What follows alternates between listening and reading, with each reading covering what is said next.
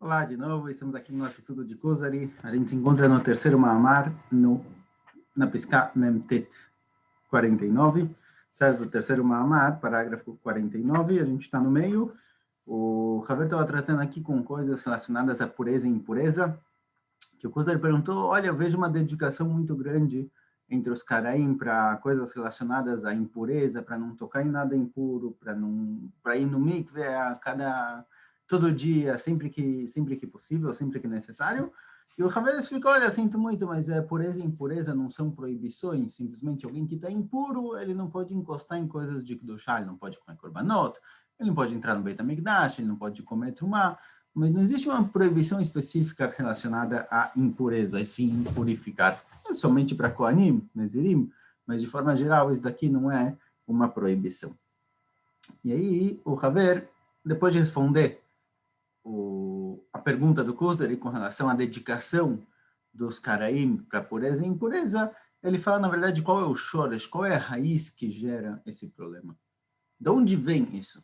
Então, depois que ele tratou, explicou para ele, olha, realmente, não tem problema nenhum aqui, pureza e impureza, embora eles tenham uma conotação negativa na sociedade, não é real isso, porque a Torá não proibiu se impurificar, ela simplesmente fala, olha, pureza e impureza são duas coisas contraditórias, são dois extremos, se você está vivendo em um, você não pode viver no outro, mas não existe uma proibição.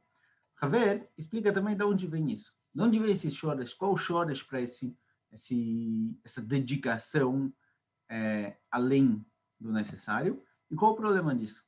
Então, o shoresh para isso, ele fala o seguinte, olha, os Karaim, como a gente tem visto até agora, eles estudam a Torá de acordo com o que eles entendem, de acordo com a explicação particular de cada um. Falou, Haver, isso daqui é problemático. Primeiro, como ele já disse lá atrás, no Torá escrito Torá Had com Mishpat Had. A priori, a Torá tem que ser tem que ter um Mishpat para todo mundo. E de acordo com a ideia dos Karaim, que cada um pode explicar e entender a Torá do jeito que ele quiser, é possível que tenham 10 Karaim em uma casa e cada um deles tem uma explicação diferente para a Torá. Embora dentro do judaísmo a gente também tenha discussões aqui e ali, tem Machlokot, você tem Ashkenazim, que não comem arroz em Pesach, Sfaradim sim comem arroz em Pesach, mas são questões particulares. Pesach é o mesmo Pesach, Shabbat é o mesmo Shabbat, Filot é a mesma Tefilá. Tem detalhes pequenos aqui e ali que tem uma pequena discussão, mas essas discussões também muitas vezes dependem de minhagim, dependem de costumes e não explicações diferentes para a Torá. Mas, de qualquer jeito, os Karaim, se cada um vai explicar a Torá do jeito que ele quiser, pode chegar aqui em milhares de explicações. Cada um ele entende do jeito que for. Porém, tem um outro problema aqui.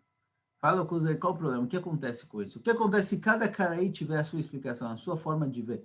Então, eles pegam um psukim, por exemplo, é escrito Benevlatam Lotigal, a proibição de encostar em uma nevelá. Nevelá é um animal morto, que ele é impuro, existe uma proibição na Torá de encostar nesse animal. Porém, como já explicou o Haver, a proibição não é simplesmente encostar nesse animal, e sim, alguém que encostou nele ficou impuro, a partir daqui, até que ele se purifique, ele não vai poder fazer coisas de Kedushá, ele não vai poder entrar no Beit HaMikdash, por exemplo. Mas os caras me entendem do jeito que eles entendem. Está escrito, não pode encostar, não pode encostar. Então você anda na rua tomando cuidado para não encostar em nenhum animal morto. Qual o problema disso? O problema disso, quando você pega coisas que não são mitzvot, coisas que não são obrigadas pela Torá, você dedica esforço e tempo e pensamento para isso, alguma hora sua força acaba. No Vidui de Yom Kippur, tem uma frase um pouquinho estranha. A frase diz o seguinte: Et asher echmarta ekalti, v'et asher ekalta echmarti. O que você, Kadosh Baruch Hu, Echmir, proibiu, disse que é grave, que não deve ser feito, ekalti. Eu acabei abrindo mão, eu acabei fazendo. Carne com leite, Shabbat, cada um com as suas averot. O que você falou que é proibido, que não deve se fazer, que tem que se afastar disso, eu fiz. Peço desculpas, Yom Kippur. Porém, a segunda parte diz o seguinte, Etasherekalta echmarte. O que você permitiu, que você disse que não tem problema, eu não fiz. Eu me segurei e não fiz aquilo. Echmarte. Eu peguei aquilo como algo grave e não fiz. Agora, qual o problema? Se o que a Torá proibiu, eu fui lá e fiz, como se fosse permitido, eu entendo, é um problema, não haverá. Mas se tem coisas que a Torá permitiu, e mesmo assim eu evitei de fazer isso, eu me segurei e não fiz, qual o problema? Por que seria algum problema? Por que eu preciso pedir desculpas por isso em Yom Kippur? Mas ainda, aparece no Yerushalmi, Lo dayecha, ma shetorah asra alecha, sheta osir al tzmecha devrim acherim. Parece no Yerushalmi que alguém que ele é Nazir. Nazir é aquele que promete se abster de vinho, promete se abster de se purificar para mortos, de cortar o cabelo. Agora fala que alguém que faz isso, ele é chamado de roté, ele é chamado de um pecador. Tá bom, ele tem um lado bom, ele fez isso por algum motivo necessário, ele viu o prejuízo que o vinho pode causar na sociedade, o que pode fazer as pessoas fazerem, e por isso ele decidiu evitar tomar vinho, mas quando ele traz no fim da Nazirut dele, que pode ser de 30 dias, pode ser de um ano, depende de quando ele decide, ele pede desculpas por ter pecado. Ele traz um korban Hashem. Qual foi o pecado dele? O pecado foi justamente esse. A Torá permitiu coisas. A Torá proibiu bastante coisa. Mas a Torá também permitiu muitas coisas. Você foi lá e se proibiu algo que a Torá tinha permitido. A Torá permitiu beber vinho, comer uvas, cortar o cabelo, e você foi lá e proibiu para si mesmo. Isso daqui é um pecado. Isso daqui é um korban. Ele tem que trazer um korban Hashem. Ele é culpado de alguma coisa. Por quê? Porque quando a pessoa se dedica muito, muito, muito para alguma coisa, ele acaba abrindo mão de outras coisas. Pega um exemplo simples, no dia a dia, certo? No dia a dia, às vezes, você tem que fazer várias coisas. Você tem que preparar o almoço, você tem que entregar um trabalho para o seu chefe, você tem que cuidar das crianças. Chega o fim do dia, depois de 10 horas trabalhando durante o dia, não tem força para mais nada. Você só quer deitar na cama e descansar, ou você só quer fazer alguma coisa, deitar e ler um livro, ou você quer fazer alguma coisa prazerosa, você não tem força de fazer mais alguma coisa. E se alguém vier te chamar e falar, olha, eu preciso agora de um trabalho super importante, eu preciso que você faça alguma coisa, você já não tem mais força, já não tem mais kohot nefesh. Você está cansado, você vai precisar dormir, começar o dia de novo, amanhã talvez você consiga. E quando você acaba entrando numa rotina muito pesada, numa rotina em que você se auto-obriga a fazer 1000 coisas, para várias pessoas, você acaba ficando cansado. Chega uma situação, pode ser depois de 6 meses, 1 ano, 5 anos de desgaste, que você já não tem mais força de fazer as coisas. Você fica meio, você faz tudo meio enrolado, meio sem força, meio sem vontade. Isso acontece também com mitzvot. A Torá ela nos deu uma dieta de mitzvot, o que pode e o que não pode. E a gente tem força de fazer tudo o que for necessário. Tudo que é proibido, a gente tem a capacidade de fazer.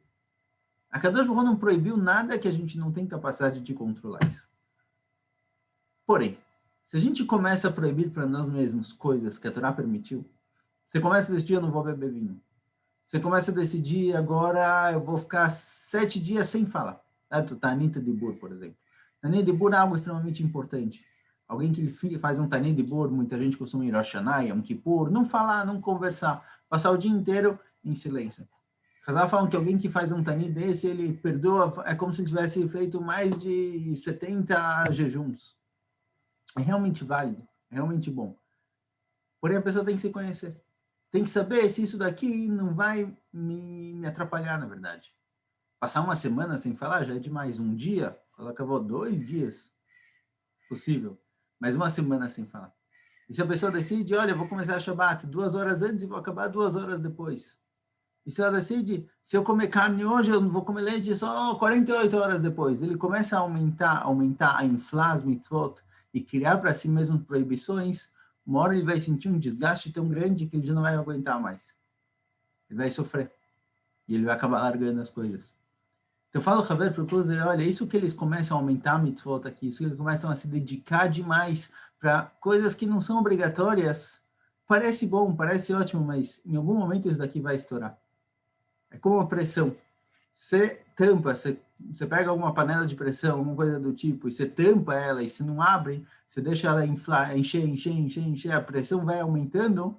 Se a tampa, por onde sai a pressão, estiver tampada, estiver fechada, em algum momento isso daqui vai explodir para outro lugar. Então a pessoa não consegue, a pessoa não tem essa capacidade de se autoproibir, de se controlar, de criar essa pressão sobre si mesma em tantas coisas. A Torá disse exatamente o que pode e o que não pode. E o que pode, às vezes, até uma mitzvah fazer. É bom, porque isso vai te dar força para conseguir se controlar, mas em outras situações. Por isso, eu falo para o curso, olha, isso que eles aumentaram para si mesmo proibições, isso que eles criaram para si mesmos mais e mais limitações e mitzvot, baseados no que eles entenderam, no que eles acham, pode parecer uma grande dedicação, mas isso não vai durar muito. Essas pessoas em algum momento vão largar, vão se sentir pressionadas demais, ou a próxima geração não vai aguentar isso. A Torá sabe dizer exatamente o que pode e o que não pode. Isso que eles aumentaram não é algo bom, não é algo positivo. Em algum momento isso daqui vai virar negativo. Então, o fato deles se dedicarem muito para coisas relacionadas a pureza e impureza, em que eles chegaram nessas conclusões baseadas simplesmente na opinião própria, no pensamento deles, no ekesh deles, no raciocínio, isso daqui não é positivo, não é algo bom e não vai dar em nada, não vai gerar nada de bom. Então, fora o fato de que realmente isso daqui não é proibido, a Torá não proibiu, tem aqui uma questão nafshit, uma questão psicológica que vai ser problemática no futuro. Então, tomar muito cuidado com essa relação. E aqui na continuação, o Haver fala de várias outras coisas, várias outras mitzvot, que eles chegaram em conclusões baseadas no pensamento deles. Por exemplo, o Nazir, na Torá está escrito que ele não pode beber shechar. Agora, shechar, nós sábios explicaram que shechar é vinho, na verdade. Embora geralmente a palavra shechar represente qualquer bebida alcoólica, com relação ao Nazir, está se tratando simplesmente de vinho. Então, eles decidiram que o Nazir, pegaram um passo como está escrito, que proíbe shechar, e decidiram que todo tipo de bebida alcoólica é proibida para o Nazir. Quando não. Então, de novo, a gente vai vendo em vários detalhes, em várias mitzvot, que eles vão aumentando, de acordo com a percepção, de acordo com a forma como eles decidem ler a Torá. Isso daqui é prejudicial ao cumprimento das mitzvot. Hashem, em breve continuamos. Tchau, tchau.